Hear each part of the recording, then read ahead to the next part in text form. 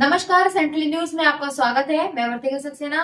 मुख्यमंत्री योगी आदित्यनाथ ने लखीमपुर में थारू जनजाति के लोगों को भूमि के पट्टे वितरित करते हुए कहा कि हमारी परंपरा और शास्त्र कहते हैं कि प्रजा के सुख और कल्याण में ही राजा का कल्याण है।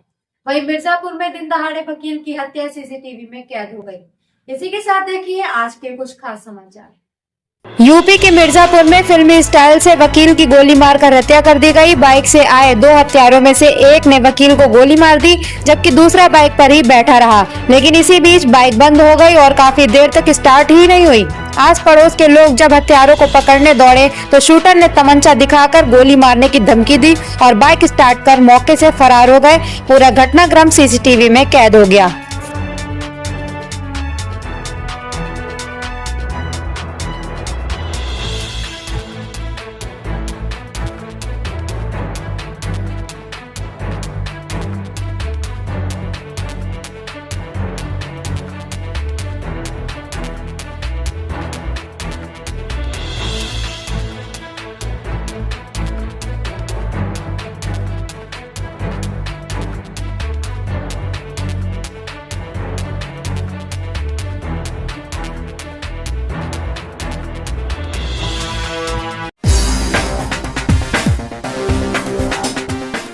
शाहजहांपुर के स्वास्थ्य विभाग में नित नए कारनामे हो रहे हैं। अनेकों घोटालों के आरोपों से घिरे स्वास्थ्य विभाग के भावलखेड़ा सीएचसी में नया खुलासा हुआ है। गौरतलब है कि संचारी रोग अभियान को सफल बनाने में आशाओं को ट्रेनिंग देकर घर घर जाकर प्रचार प्रसार जागरूकता लाने का आदेश शासन से आया, लेकिन सीएचसी भावलखेड़ा में तैनात बीसीपीएम गीता मैसी ने शासन के गाइडलाइन की धज्जियां उड़ाते हुए संचारी रोग अभियान से संबंधित सभी सामग्री आशाओं को न देकर संगिनी को देकर कहा कि आशाओं को अपने घर बुलाकर सामग्री दे देना। आपको बता दें, आशाओं की ट्रेनिंग व जलपान के लिए शासन से बजट आया था, जिसे बीसीपीएम गीता मैसी ने अधिकारियों की मिलीभगत से हजम कर लिया। अपने अधिकार में डाका डालने से आशाओं में गहरा आक्रोश है। इसी के चलते आशाओं ने जिला अधिकारी को ज्ञापन सौंप कर कार्रवाई की मांग की है। इस मामले में सीएमओ डॉक्टर विवेक कुमार मिश्रा की चुप्पी कई गंभीर सवाल खड़े करती है। क्या प्रकरण है और किस संदर्भ में आप लोग यहाँ जिलाधिकारी के पास आए थे?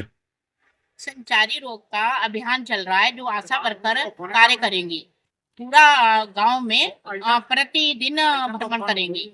तो उसकी ट्रेनिंग होनी है, आशाओं की जलपान होना है, पूरा एक दिन की ट्रेनिंग है। वो बीसीपीएम है भावलखेड़ा गीता जैसी, उसने नहीं ट्रेनिंग कराई है और शॉर्टकट काम करके सब पैसे की बचत करके और गाइडलाइन और लेटर का बहिष्कार करके उनको पानी में डाल के और संगनिया बुला के 12 संगनिया को झोला इतना इतना बड़ा दे दिया है सामान का भर के कि तुम अपने घर में सारी आशा बुला लो और सामान बांट देना। मतलब जो अपना काम है वो संगनी को दे दिया है और पैसा जो आया है वो सारा भ्रष्टाचार से लिप्त होके हजम हो जाएगा। क्या कोई प्रशिक्षण दिया जाना था, ट्रेनिंग थी? पूरा एक दिन का प्रशिक्षण था। उसके लिए क्या मद क्या था, किस प्रकार से उस प्रशिक्षण में खर्च किया जाना था जो आप बता रहे हैं? प्रशिक्षण में उनको आशाओं को जलपान कराना था और उनको नाश्ता देना था। पूरे एक दिन की ट्रेनिंग है। उसके बाद जब जो वो जाती तो उनको सारे पर्चे, वाउचर और पोस्टर उपलब्ध कराए जाते। ये प्रक्रिया है। किससे आप मिले हैं यहाँ पे? यहाँ जिलाधिकारी से मिले हैं, उन्होंने कहा हम कार्रवाई करेंगे। मुख्य चिकित्सा अधिकारी से बात की आपने? मुख्य चिकित्सा अधिकारी से क्या बात करनी है, उनकी नजर में सब कुछ हो रहा है। सीमो का आप जानते ही हैं कितना भ्रष्टाचार हो रहा है और सीमो की सारी नजर है और हमारी एप्लीकेशन तो कूड़े में चली जाती है। हमें तो सीमो के ऊपर थोड़ा भी विश्वास नहीं है कि इतना भ्रष्टाचार करने वाला बंदा हमारी एप्लीकेशन पे कोई कार्रवाई करेंगे। आपको क्या लगता है कि सीएमओ की जानकारी में ये इस प्रकार से भ्रष्टाचार किया जा रहा है? फैला हुआ है सीएमओ ऑफिस में, सब है जानकारी में, वो खुद करवा रहे हैं। सीएमओ ही इन लोगों की बातों को सुन ले तो यहाँ जिलाधिकारी के पास आना ही ना पड़े। तो एक दिन के ट्रेनिंग में आप सोचिए, सुबह को जब महिलाएं 7 बजे पहुँचती हैं और 10 बजे चाय नाश्ता दिया जाता है, दोपहर में खाना दिया जाता है, इस सबको खत्म करके खाली न ट्रेनिंग कागजों में ट्रेनिंग दिखाई गई और उसके बाद उनको वो बैग पकड़ा दिए, घर घर जाके बांट दो। ये खुला भ्रष्टाचार है, जिसको बराबर गीता मैसी जी कर रही हैं। क्या नाम है आपका? सुनीता त्रिपाठी। तो सुनीता जी, आप स्वास्थ्य विभाग में किस पद पे हैं? आशा समूह। कहाँ पे हैं? भावलखेड़ा। तो क्या शिकायत है, क्या कहना चाहती हैं आप? ये हमको जो सामान कल दिया गया है संचारी रोग अभियान की सामग्री जो हमको दी गई है, ये आशाओं को वितरण करनी थी ट्रेनिंग में, लेकिन ट्रेनिंग ना करा के कल 9 तारीख को हम लोगों को बुलाया गया और सारा सामान हमको दे दिया और कहा कि आशाओं के घर घर जा कर के आप बांट दो। बताइए, जितनी हम लोगों का मानदेय नहीं है, जितनी हमारी प्रतिपूर्ति राशि नहीं है, उतना हम एक दिन में जा कर के कितनी आशाओं के घर हम सामग्री वितरण करेंगे, तब ये संचारी रोग का अभियान कार्यक्रम करेंगे। तो ये जो वितरण में आपको साधन इस्तेमाल करना होगा यातायात वगैरह का, उसके लिए कोई उन्होंने फंड दिया है? बस केवल हम लोगों की एक दिन की विजिट है जो 300 रुपये एक दिन के केवल विजिट का मिलता है, प्रतिपूर्ति राशि जिसे कहते हैं। और जो जलपान इत्यादि का जैसा कि बता रहे हैं आपके सहयोगी, कुछ भी नहीं। संगनी की ट्रेनिंग में भी कोई जलपान और नाश्ता नहीं कराया जाता है, मीटिंग में है, लेकिन बजट में दिखाते हैं ये लोग कि हमने कलेक्टर बैठक की तो नाश्ता कराया, चाय नाश्ता कराया, और जैसे कोई भी मीटिंग कराते हैं तो चाय नाश्ता बताते हैं। गाइडलाइन में है, लेकिन ये लोग कुछ भी नहीं देते।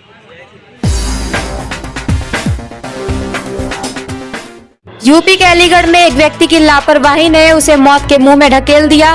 युवक लहरा लहरा कर तेज गति से बाइक चला रहा था। अचानक उसकी बाइक स्लिप होती है और वह लुढ़क कर कार के नीचे चला जाता है। वो तो गनीमत रही कि धीमी गति से जा रही कार ने ऐन मौके पर ब्रेक लगा दिया और बाइक सवार युवक की जान बच गई।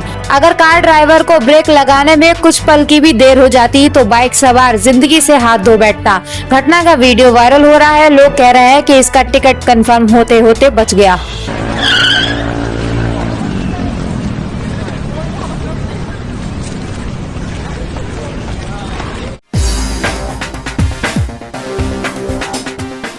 मुख्यमंत्री योगी आदित्यनाथ ने लखीमपुर खीरी में वर्षों से रह रहे थारू जनजाति व पूर्वांचल के निराश्रित लोगों को भूमि के पट्टे आवंटित किए।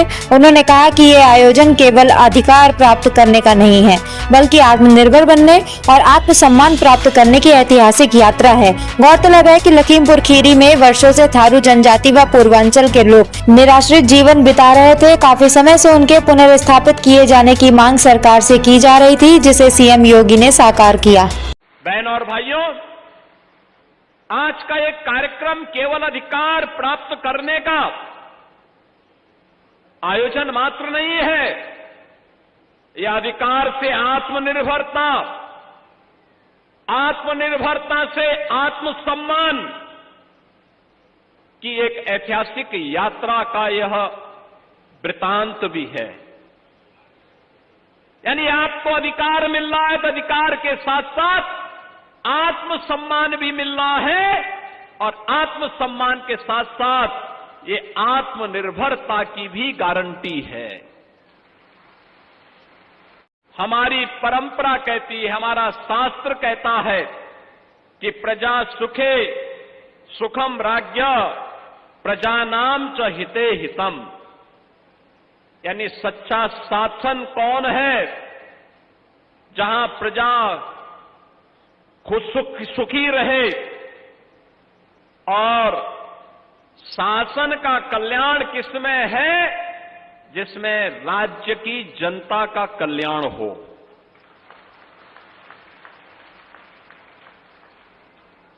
यानी शासन की खुशी का आधार उसकी व्यक्तिगत अभिलाषा का पूर्ण होना नहीं, कि जनता जनार्दन की खुशी जब हो वही शासन की खुशी का आधार होना चाहिए। और शासन का कल्याण भी तभी है जब वह जनता का कल्याण करे। ये शास्त्र का वचन है। लखीमपुर खीरी के पलिया में मुख्यमंत्री योगी आदित्यनाथ का कार्यक्रम था, तो क्षेत्रीय विधायक रोमी साहनी ने पलिया को जिला बनाने की मांग करते हुए कहा कि आप इस क्षेत्र के भगवान हैं, इस क्षेत्र के परमात्मा हैं। रोमी साहनी यही नहीं रुके, उन्होंने कहा कि यहाँ की जनता के आप ही भगवान हैं, हम कहाँ जाएं, आपका ही सहारा है। मुख्यालय पे जाना पड़ता है मेरे क्षेत्रवासियों को, तो 100 किलोमीटर लखीमपुर दूर जाना पड़ता है। वहाँ जिलाधिकारी से मिलना हो या और भी जिले के कोई काम हो, मेरा ये निवेदन है, हमको आपसे आस है, आप इस क्षेत्र के भगवान हैं, आप इस क्षेत्र के परमात्मा हैं। अगर कभी आपका मौका मिले तो मेरे पलिया को यहाँ पर आप मुख्यालय का दर्जा दे दीजिए, पलिया को आप जिला बना दीजिए, क्योंकि यहाँ पलिया की जरूरत है। यहाँ निगासन भी मेरे साथ लगता है, एक पुल जुड़ रहा है, पूरनपुर भी हमारे साथ लगेगा, हजारों लाखों लोगों को राहत मिलेगी। महाराज जी, आपके सिवा मेरा कौन है? आप सोचते होंगे विधायक जी का एक काम कर देता हूं तो दूसरा काम की लाइन लगा देते हैं।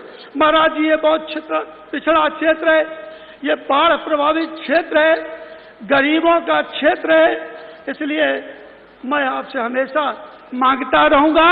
और ये जनता आपकी है, आपको भगवान मानती है, आपको महापुरुष मानती है, आप ही इनका सहारा हो, आप ही इनके भगवान हो।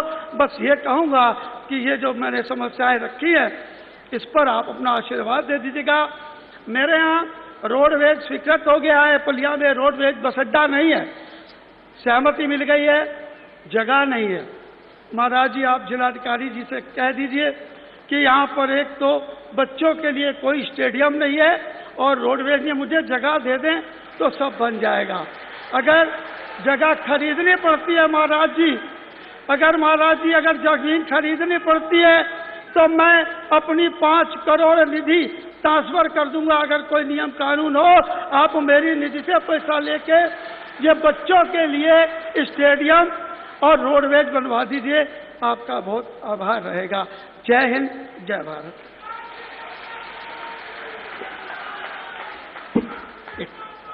एक चीज महाराज जी मैं भूल गया, मुझे माफ कर दीजिएगा। महाराज जी, मेरी विधानसभा में 2 गांव ऐसे हैं, एक ग्रंट नंबर 3 और एक सुआ भोज, जो बाकेगंज ब्लॉक में आते हैं।